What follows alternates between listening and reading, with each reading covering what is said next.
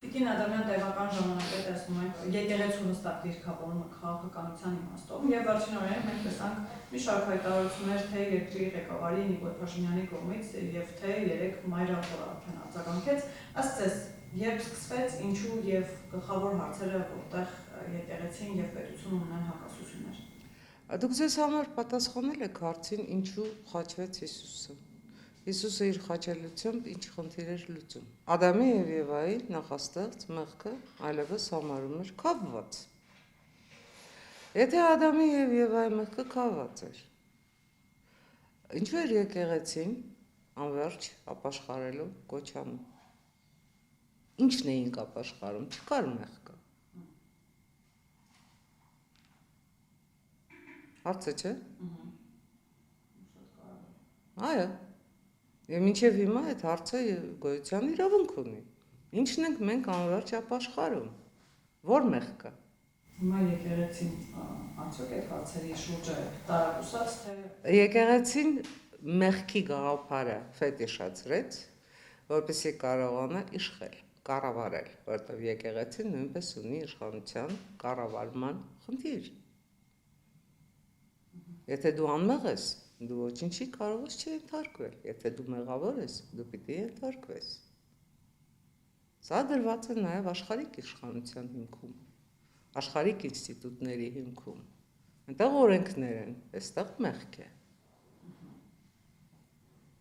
Շատ հետաքրքիր զուգահեռներ են այստեղ, եթե փորձում ես մի քիչ շատ մտածել, խորանալ պատմության մեջ։ Խորանալ դեռ Հիսուսից առաջ գոյություն ունեցած եւ Հիսուսի ընթացքում, Հիսուսից հետո հատկապես ավետարաններով Աստվածաշնչում հաստատված ճշմարտությունների հետ։ Բայց դա դնենք մի կողմ։ Եկեք խոսենք այն մասին, թե 2020-ից հետո ինչ իրավիճակ է Հայաստանի Հանրապետությունում։ Դե ֆակտո մենք չենք հաղթահարել մեր պարտության ցավը, մեր կորուստը։ Եվ որովհետև մենք այդ ցավը, կորուստը չենք կարողացել ազգովին հաղթահարել, մենք դառնում ենք ավելի ագրեսիվ։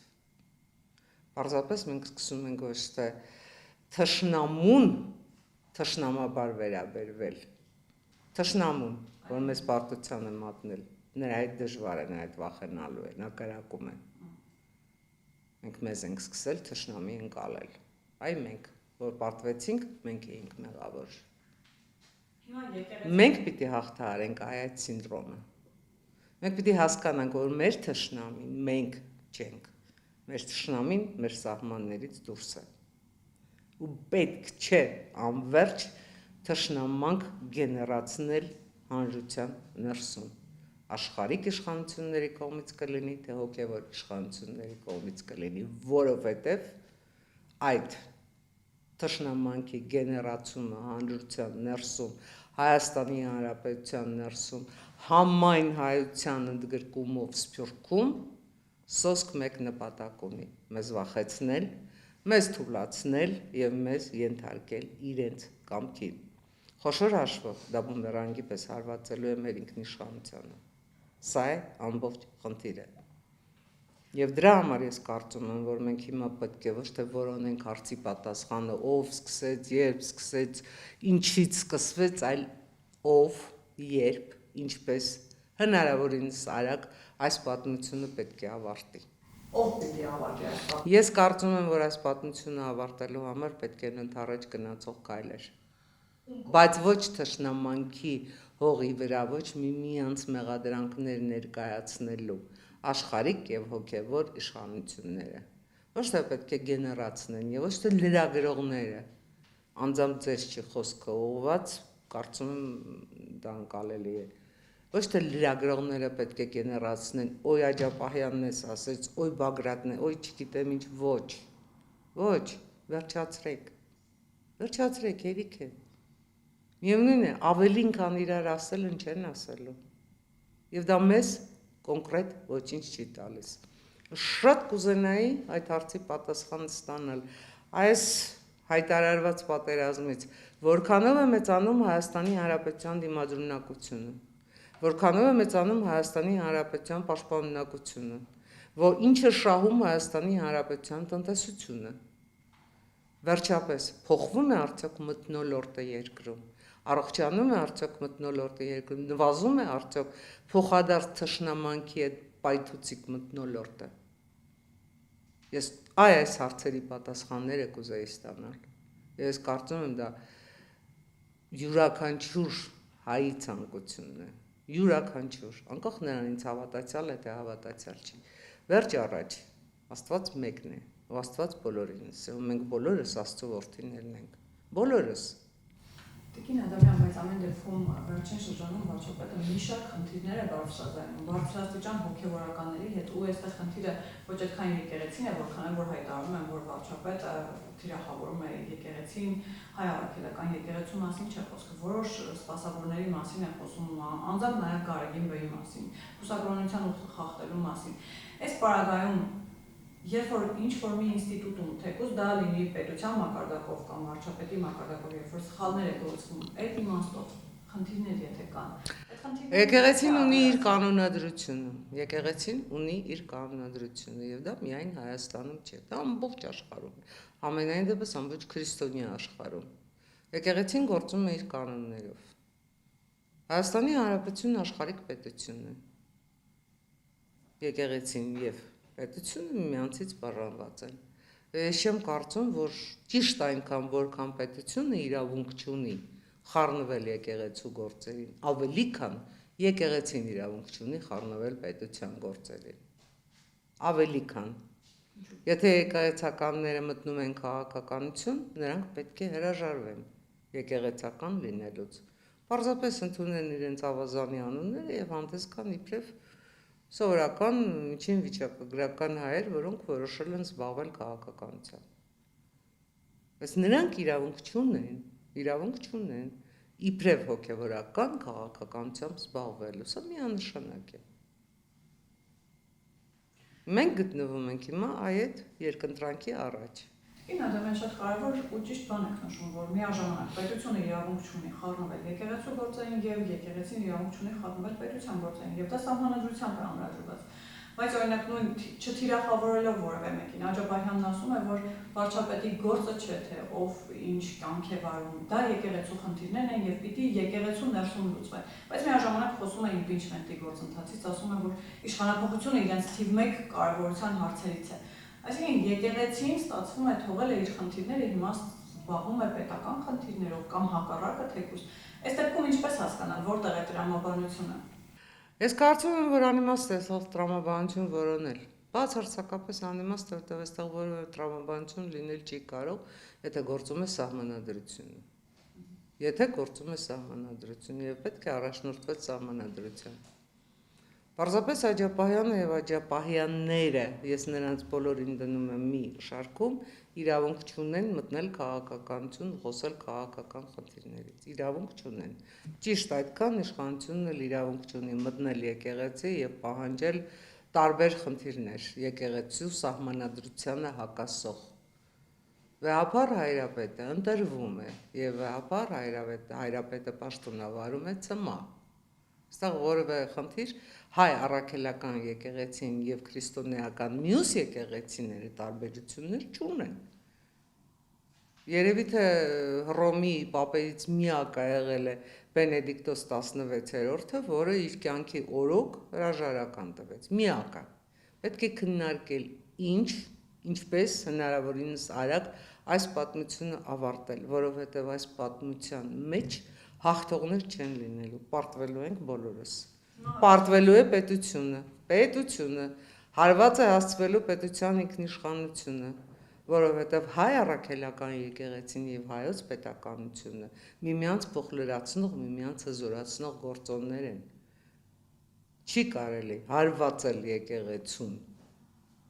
Հարվածում ես դրանով պետականությանը։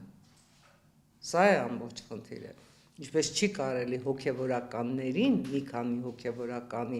նույնացնել ամբողջ եկեղեցու հետ։ Ես բազում հոգևորականների եմ ճանաչում, որոնք հրաշալի անձնավորություններ են, հրաշալի քրիստոնյաներ են եւ հրաշալի սրբազաններ են։ Բազում եկեղեցականների դեռ անցյալ դարի 90-ական թվականներից։ Գիտեք, չի կարելի բոլոր հոգևորականներին մի սանրի կտավով չափել։ Ինչպես չի կարելի բոլոր լրագրողներին, եթե մի քանի վարձավճարված ծախու լրագրողներ կան, չի կարելի համարել, որ բոլոր լրագրողները ծախու են, ստորեն, այլ պետության շահերին են ծառայում։ Նույն օրինաչափությունն է։ Եկեք իսկապես այս խոսակցությունը մեզ համար շատ ծանր, բոլոր հայերիս համար շատ ծանր, շատ դժվար խոսակցությունը հնարավորինս արագ ավարտենք։ Մենք խնդիր ունենք պետության պաշտպանություն։ Մենք խնդիր ունենք Հայաստանի Հանրապետության դիմադրունակության մեծացում, ոչ թե Հայաստանի Հանրապետության ներսում թշնամի որոնելով մեզ ինքներս մեզ թուլացնել, մեր թշնամիները մեզ չեն պակասել։ Բացարձակապես հիմա ինչի ենք մենք մեզ թշնամանում։ Տիկին Անդրանյան, թեև շատ կարևոր բան եք նշում, որ ներսում պետք չի թշնամիներ փնտրել եւ պատերազմ հայտարարել միմյանց, բայց ամեն դեպքում էլի չթիրախավորելով որևէ անհատի, Աջապահյանը նախ հայտարարեց, որ այս պատերազմում իրենք հաղթելու են, այս ճակատամարտում հարցը թե ինչու են պատերազմում, ում դեմ, ինչի համար, բայց ամեն դեպքում դուք ինչպես եք տեսնում, դուք ինքներդ էլ ասացիք, որ պիտի խոսել լուծումներից, ինչպես եք տեսնում հարցի լուծումը, հանդուցալուծումը, թե պետություն, եկեղեցի, այս փոխհրաձգությունը ինչպես կարող է ավարտվել եւ ավարտվել մեր օգտին։ Պետության։ Միմյանց հաշտության ձեռք սեղմելով այլ տարբերակ չկա։ Ես կարծում եմ, որ սկիզբը պիտի լինի եկեղեցին։ Ինչու՞։ Որովհետև հայ առաքելական եկեղեցին երբ եք քրիստոնեությունը ընդունել, քանի դար։ Հաշվեք, քանի դարի պատմություն ունենք։ Վստահաբար այդ հազարամյակներում ինչ տասնամյակներ, բազում նման դեպքեր են եղել, բազում։ Բայց եկեղեցին կա, չէ, եւ պետությունը փառք Աստծո վերականգնել ենք։ Հիմա ինչ մանր խնդիրների հետևից ենք ընկել։ Ինչ մանր խնդիրների հետևից ենք ընկել։ Ինչ ենք ուզում մենք մեզնից։ Ես էլ եմ ասում։ Ես շատ ավելի շատ մտածում եմ հայ զինվորի մասին, որը սահմանին է։ Շատ ավելի շատ մտածում եմ, որ որոշ քաղաքական գործիչներ իրենց ռուսահպատակության բնույթից ելնելով առավոտից երեկո ահաբեկում են նրանց ծնողներին, որ վաղը մյուս օրը այսօր ժամը 3-ին, վաղը ժամը 4-ին պատերազմ է լինելու։ Քան թե հայ առաքելական եկեղեցում, քանի, չգիտեմ, կուսակրոն ինչ վարք ունի։ Նրանք Աստծո առաջ են պատասխան տալու, Աստծո։ Իսկ բոլոր նրանք, որ Աստծո դատաստանին կամ Աստծո գոյությանը չեն հավատում, ինչ ասեմ, իրենց խնդիրն է։ Ես Աստծուն հավատում եմ։ Ես չեմ կարծում, որ նման խնդիրներում այդ մանրախնդիր, մանրակրկիտ ինչ-որ աջապահյանական մոտեցումները արդարացված են։ Ով է եւ ինչ է իրենց ներկայացնում Աջապահյանը։ Եկեք այդ հարցը դնենք, Աջապահյանը ընդհանրապես ով է։ Ինչու պիտի Աջապահյանը ինչ-որ տեսակետներով մեր հայերիս միասնականությունը խաթարի։ Ինչ-որ ցնդաբանություններով եթերը հեղեղի։ Բոլորը Աջապահյանն էս ասեց, մեկնաբանեք, խնդրեմ Աջապահյանն ինչ ասեց։ Թող Աջապահյանն իմ ասածները մեկնաբանի։ Թող Աջապահյանը մեկնաբանի իր հոտի ակնկալիքները։ Վերջին հաշվով թեմի առաջնորդ է։ Շիրակի թեմի առաջնորդ։ Փոքր թեմ չէ։ Թող իր հոտի ակնկալիքները արդարացնի։ Ինչու եք ֆետիշացնում կոնկրետ մի Աջապահյանի կամ կոնկրետ մի սառեցված սրբազանի, նա էլ մի բան հաստատես ընթացքում կասի եւ կառաջարկեք, որ մեկնաբանեն, թե նա ինչ ասաց, օй բարբարեց։ Դուրս գանք այս մտայնությունից, խնդրում եմ, հորդորում եմ, դուրս գանք այս մտայնությունից, մենք ունենք լիքը խնդիրներ, մենք ի վիճակի ենք այդ խնդիրները լուծել, պետք չի մեզ համար նոր խնդիրներ հնարել, նոր խնդիրներ բարթել ինքներս մեզ վրա։ Պետք չի առավել եւս քաղաքականացնել այն, ինչը պետք է ապաքաղաքական լինի։ Աստծուն քաղաքական գործիչ հնարավոր չի դարձնել։ Իսկ փորձեր արվում։ Ամենայն հավանականությամբ է։ Իսկ ես եթե կտրվենք նորից խոսենք այս հակասությունից, որը այնուամենայնիվ կա, որքան էլ մենք ուզում ենք, որ դա ունենա հանդուցալություն, բայց այս պահին այդ հակասությունները կան, եկեղեցի, պետություն։ Կարելի է դիտարկել օրինակ 2026 թվականի խորհրդանական ընտրությունների համատեքստում։ Կգա 26 թվականը, կտեսնենք ով ինչ է ասում, ով ինչ է ուզում։ Ես կրկնում եմ, քաղաքական գործիչները պետք է զբաղվեն քաղաքականությամբ, եկեղեցին պետք է զբաղվի իր գործերով։ Եվ այստեղ շատ հստակ պետք է գործի սահմանադրությունը, շատ հստակ։ Սահմանադրության մեջ այդ բոլոր հարցերը լուծված են։ Չեմ կարծում, ես օրինակ նայում